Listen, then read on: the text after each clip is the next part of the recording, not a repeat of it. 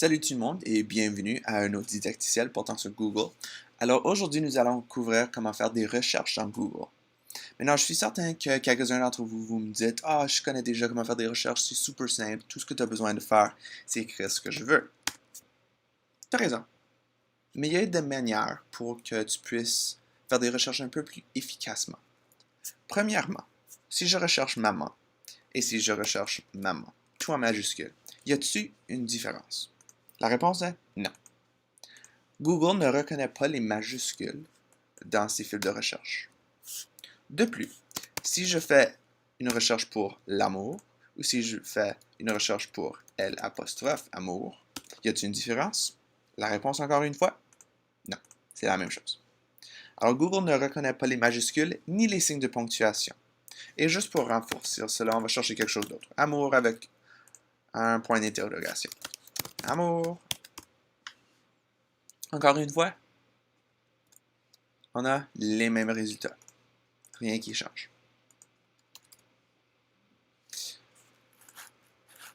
Un élément qui est très important lorsque tu fais tes recherches, c'est la précision. Si je veux chercher, disons pour la petite fille aux cheveux bleus. Alors je vais enlever mes guillemets et je vais rechercher cela. Et comme tu peux voir, cheveux bleus, fille de Cannes, on parle un peu. Par contre, si j'écris ceci avec mes guillemets, les guillemets symbolisent que Google doit chercher pour ce terme exact, sans exception. Alors tu peux voir que chaque résultat a exactement ce que je cherchais. Tandis que celui-ci en parle un peu, mais ça ne doit pas être exact. La prochaine chose que nous allons voir sont les opérateurs booléens. Maintenant, les opérateurs aident à trier les résultats. Si je cherche pour, disons, toi, l'information sur des lions ou sur un tigre. Alors, tu peux voir ici que il parle un peu, mais moi, je voulais pas qu'il parle d'un croisement de lion et tigre pour créer un liger ou, comme vous voyez ici, un tigron.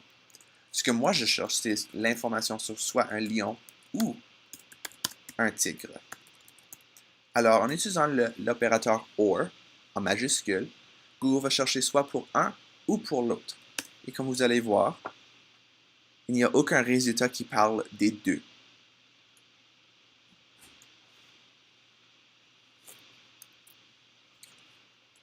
Maintenant, un des opérateurs que j'utilise le plus souvent, c'est celle de la négation. Alors, si je veux parler de... On va parler de la vitesse, cette fois-ci d'un jaguar. Mais, on ne veut pas les résultats ayant des voitures. Tout ce que tu as besoin de faire, c'est insérer un petit tiret juste à côté de voiture. Et comme vous pouvez noter, il n'y a pas d'espace entre la soustraction et la voiture, je m'excuse. Et maintenant, tous les résultats seront simplement de l'animal. Ce qui est très utile lorsque les élèves font des recherches. De plus, on peut faire une recherche pour on va dire, Coupe Stanley. On a plein de résultats. Mais disons que je veux faire une recherche sur toutes les Coupes Stanley qui ne parlent pas de Toronto. Encore, on est capable de faire cela. Et comme vous pouvez voir, les résultats ont diminué beaucoup.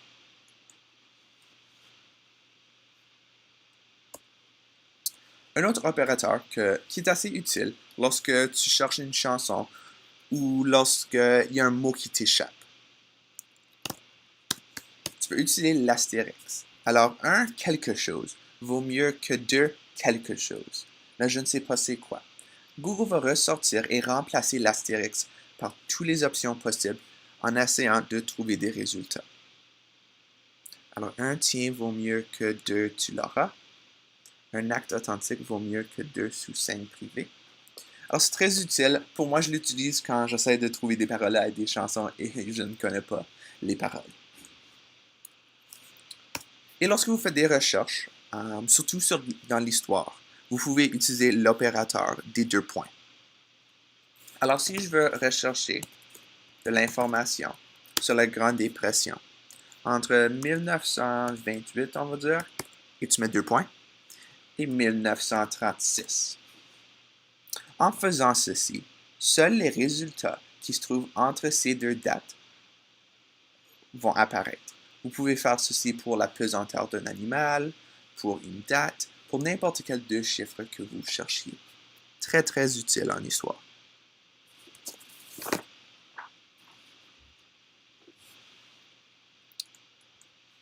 Maintenant, un autre élément que j'aime, c'est comment faire des recherches avec des images.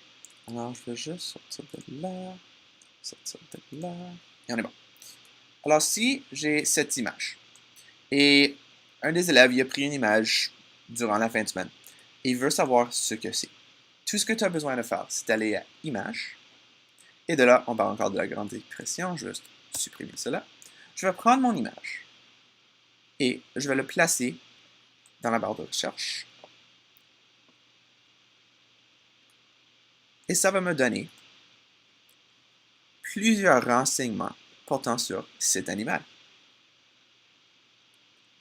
Alors, ça peut te donner des renseignements sur des animaux, oh, je m'excuse, ou sur des régions, sur des places, sur n'importe quoi où ce que tu mets l'image.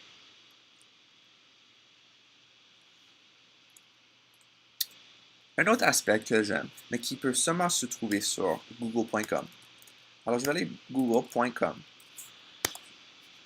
NCR. Le NCR représente No Country Redirect, qui veut dire que ça ne va pas t'amener à google.ca par défaut. Alors, en allant là, tu peux rechercher des actualités. Mais non seulement des actualités qui existaient depuis l'invention de l'Internet, mais aussi dans des journaux de l'ancien temps. Alors, je vais aller à news.google.com/newspapers. Et voici, ça me donne plusieurs journaux qui existaient depuis, le plus vieux que j'ai trouvé était 1830, je pense. Alors, si on regarde ici, très difficile à trouver des journaux. Alors, ce que moi je fais avec mon Mac, je pèse Command F et ça va ouvrir cette section ici. Mais aussi, tu peux le faire avec un PC juste en cliquant Ctrl F. Alors, moi, je vais chercher pour Montréal. Et je vais chercher pour le Gazette. OK. 1878 à 2006. Très intéressant. Alors, on a tous les journaux entre ces dates. Moi, je vais chercher pour une date très particulière. Alors, je vais chercher pour le 16 septembre 1960. Deux choses très importantes sont arrivées cette journée-là. La première chose, c'était la naissance de ma mère. La deuxième, est-ce que c'était? Ça doit être ici quelque part. C'était dans les sports, juste là. Maurice Richard prend sa retraite. Alors, ceci est très utile, non seulement pour trouver des actualités dans ce temps-là, mais aussi pour les cours où disons que tu veux parler des annonces publicitaires. Comment est-ce que les annonces publicitaires étaient? Comment bien écrire un article? Et tu peux le sortir des années et des années. Alors, je vais juste faire un petit retour ici.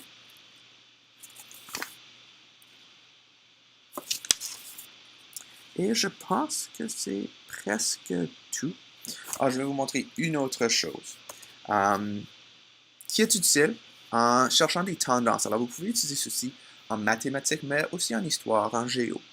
Alors, je ne sais pas si vous avez déjà entendu de Google, et c'est Ngram.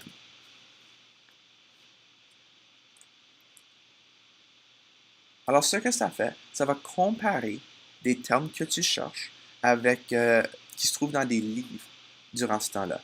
Alors, comme on peut voir, Frankenstein a vraiment commencé à augmenter depuis, on va dire, 1995, 96. Mais tu peux aussi chercher des tendances de, on va dire, guerre. Guerre. Alors, il parle beaucoup de guerre dans des livres en 1918, mais pourquoi? Parce que c'était une des guerres mondiales. On peut parler du sida. Alors, ici, on parle de sida pour une raison. J'en suis pas certain pourquoi. Mais tu peux voir que, vraiment, après la découverte de AIDS ou du sida, on parle beaucoup plus souvent qu'on parlait auparavant. Je pense que ça, c'est à peu près tout pour des petits trucs pour faire des recherches avec Google. Oh non, non, non, j'ai oublié quelque chose, je m'excuse. Si les élèves ont une recherche à faire, Lyon, on va dire, encore une fois, en cherchant les images. Ah, il y a plein d'images. Mais en utilisant les outils de recherche, ça nous donne l'habilité de trier les résultats même un peu plus. Alors, tu peux aller dans les couleurs, disons que tu veux juste ceux qui ont des couleurs bruns.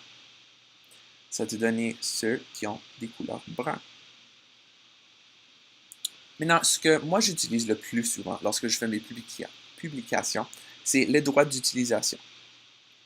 Alors, si tu cliques dessus, tu as maintenant l'option de réutilisation autorisée, réutilisation à des fins commerciales autorisées, réutilisation avec modification autorisée et réutilisation avec modification à des fins commerciales autorisées. Alors, très utile pour ceux qui veulent faire des publications. Maintenant, pour chacune des recherches que vous allez faire en ligne, vous avez l'option de faire ceci. Le type, la période, et il y a plus d'outils. Normalement, tu vas trouver ceci si on retourne encore une fois à google.com. Quelque chose qui est assez intéressant, par contre, c'est seulement disponible en anglais en ce moment, c'est lorsque tu fais des recherches, tu peux trier tes résultats par niveau de lecture. Alors, si je vais ici, si je vais dans mes recherches avancées,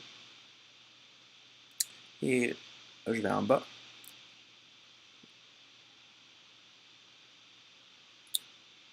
ah, c'est ça. Ça monte seulement si on est en anglais, comme je viens tout juste de dire, mais j'ai oublié de le faire.